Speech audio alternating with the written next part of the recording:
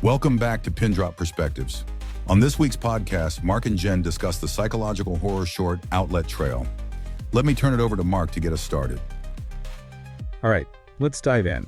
We're going deep into the Outlet Trail, a horror film script. You guys sent this in, so this is like a sneak peek before it even hits the screen. It's always fun to see a story in its early stages, right? You can really break it down, see what the writer's going for, and think about how it might affect people watching. Exactly. So imagine this. The Outlet Trail opens with a young woman, Mary, heading out for a hike. Perfect day, right? Birds singing, sunshine, all that. But, like any good horror story, there are these little things that feel off. It's that contrast, isn't it? Beautiful nature, but there's this creepy feeling underneath. Kind of like how Hitchcock used normal places to build suspense, turn something familiar into something scary. And there's this detail that really caught my eye. Mary's reading a book called The World Without Us. It's all about what would happen to Earth if humans just vanished. Seems kind of significant in a horror story, don't you think? Oh, absolutely. It's not just a random book, right? Could be foreshadowing, hinting at environmental themes, or even Mary wanting to escape society, maybe. Okay, so Mary's on the trail, enjoying the scenery. But then she comes across this abandoned building. Used to be an old mill covered in graffiti. And the script really emphasizes how quiet it is. Eerily quiet. Abandoned places are perfect for horror. They're like blank slates for our fears, What do you think the writer's doing by putting this building on Mary's path? I felt like it was a warning sign. Yeah. Literally showing decay and how things can go wrong. It's like entering this forgotten place where something awful might have happened. Exactly. And the script even mentions a makeshift bed, half-eaten food, like someone was there recently. It gives you that feeling of being watched, like you're not alone. Which is when things get really creepy. Mary keeps seeing this shadowy figure, but it just appears and disappears, never fully shows itself. Ah, that classic mysterious figure. So good for building tension. It preys on our fear of the unknown, right? The audience, just like Mary, is left wondering, is it real? Or is it all in her head? That uncertainty is what makes it so unsettling. You start to question what's real and what's not. Totally. It's the writer playing with our expectations. We expect a typical horror villain, but this shadowy figure keeps us guessing. It could even be Mary's anxieties, her fears projected onto the environment. Okay, fast forward to this scene where Mary reaches a waterfall. Peaceful moment. But the script mentions this sudden quiet. Unnaturally quiet. Silence can be so effective in horror. Think about it.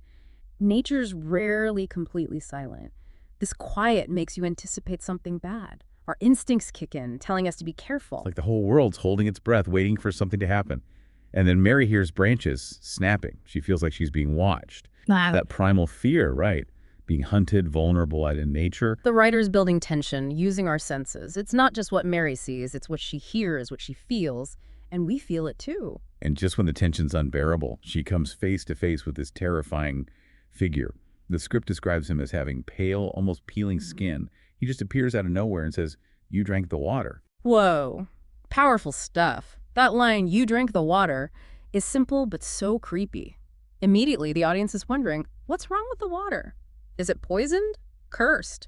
Why is he so focused on it? And then, poof, he's gone. Vanished. Another example of the script's ambiguity. Keeps us off balance, unsure what to believe, what's going to happen next. Feels like the writer's messing with us.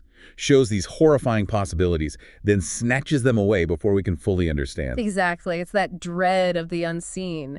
It forces us to fill in the gaps with our own fears. Honestly, it's scarier than any jump scare or gore. For sure. It's the psychological stuff that really gets to you. Speaking of getting to you, let's talk about the ending. Mary's back at the stream, and her water bottle's fallen in. She reaches for it, and bam! She's pulled into the water and disappears. Just like that. That ending is abrupt, unsettling. Feels like the water itself took her. But what do you think it means? Supernatural force. Environmental message. The script leaves it open. I keep thinking about that line. You drank the water. Maybe it's a warning about pollution, how even nature can be dangerous. Or maybe it's something deeper, like nature's raw power. I think you're onto something there. The ambiguity lets the audience connect with the story on a personal level.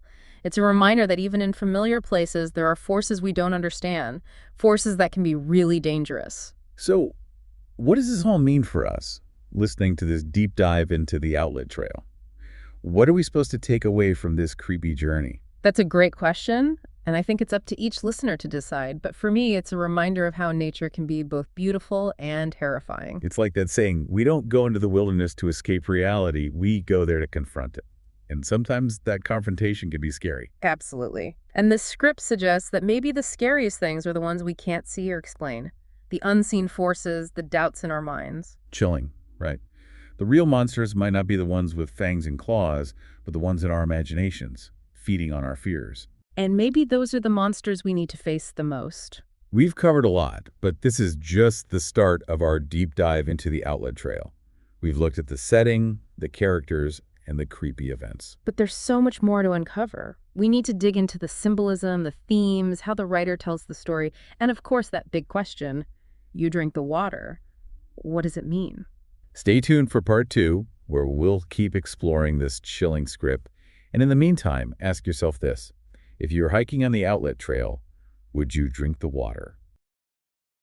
If you're liking this episode and want to hear more from Pindrop Perspectives, you can follow the podcast on Spotify, iHeartRadio, Apple Podcasts, Amazon Music, and YouTube.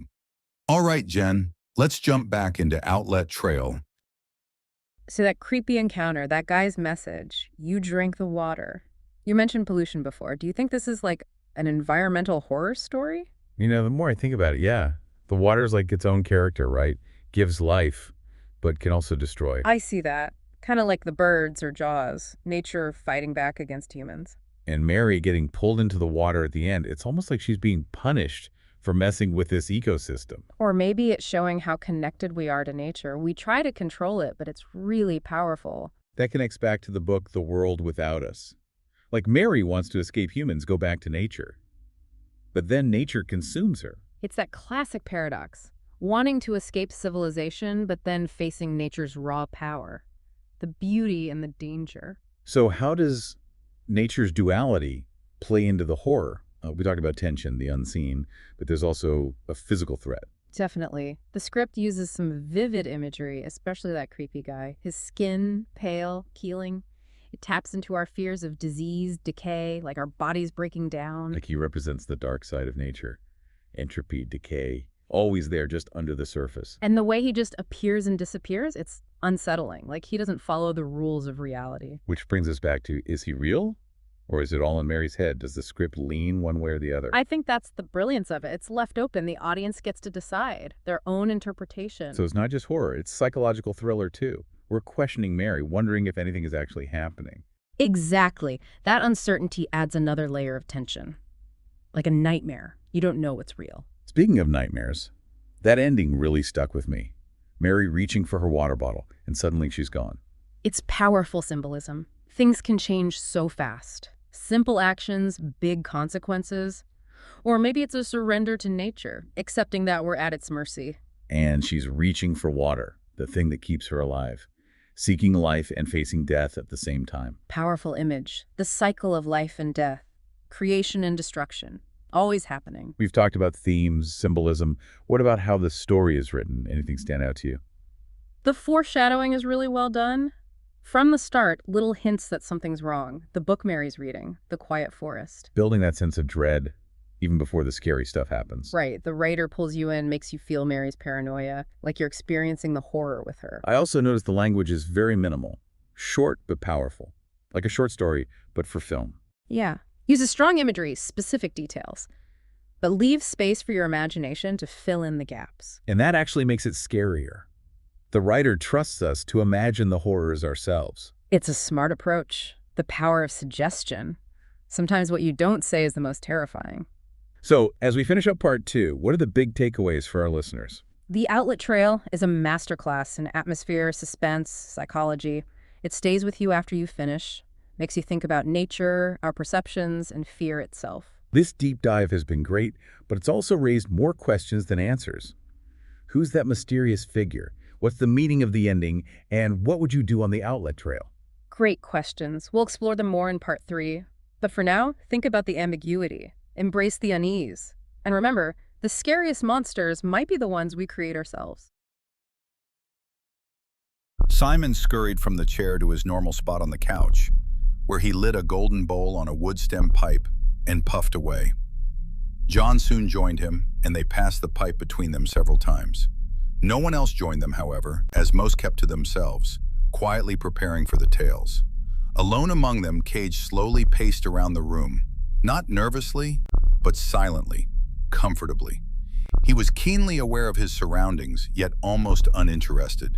His gaze was carefully directed at the bizarre paintings which littered the walls, paintings whose subjects were without exception either murderers or their victims, some so realistic that it was hard to distinguish whether they were paintings or photographs. Okay, we've talked themes, symbolism, the writing itself, but there's one thing in the outlet trail we haven't really dug into: the water. Yeah, it's not just a background, is it? The water's practically another character. Life-giving, but also mysterious, dangerous. And ultimately, it's where Mary meets her end. Right. From the start, the script emphasizes the sounds of water, the stream, the waterfall. It's always there, almost like a heartbeat for the whole story. And it's interesting how those sounds change. Sometimes the water's calm, peaceful, inviting even, but then it gets rough and almost menacing, like it's reflecting Mary's journey as she gets more and more scared. And that line, "you drank the water," it just hangs over everything, creating this unease. Yeah. What do you think the writer's doing by focusing on the water so much? I think it goes back to that duality we talked about. Water's essential, right? Yeah. But it can also be incredibly destructive. It can cleanse, but it can also drown you. So it's like a metaphor for how unpredictable the world is. Things can change in a second. Exactly. And in a horror story, that unpredictability is even stronger. It plays on our fears of the unknown, what's hidden, what we can't control. And that brings us to the ending. Mary reaching for her water bottle, then disappearing into the water, almost like it's taking her back. Haunting image, right. And so many questions. Accident, supernatural, punishment for disturbing nature. Or maybe all of it. The script doesn't give us a clear answer, and that's what makes it so good. I agree. It lets us think for ourselves, come to our own conclusions. It becomes personal, connected to our own fears. So after all this, what does it mean for us listening to this deep dive? What can we take away from the outlet trail? On the surface, it's a reminder to be careful out in nature, respect its power. But deeper, I think it's about how fragile we are, how we're always navigating a world that can be beautiful and terrifying, predictable and unpredictable. Maybe it's also about paying attention to the little signs, the warnings, thinking about our choices and what might happen because of them. Yeah, sometimes even a small choice like drinking from a stream can have huge consequences. It's creepy, but it's also a good reminder. We're not always in control. There are forces out there we might not understand. And sometimes the scariest stories are the ones that reflect our own fears, the ones that make us face the unknown. Well, that's our deep dive into the outlet trail. It's been a wild ride, hasn't it? Twists and turns, creepy images, and big questions. Hopefully it's given you a new perspective on horror, storytelling, and the mysteries of nature.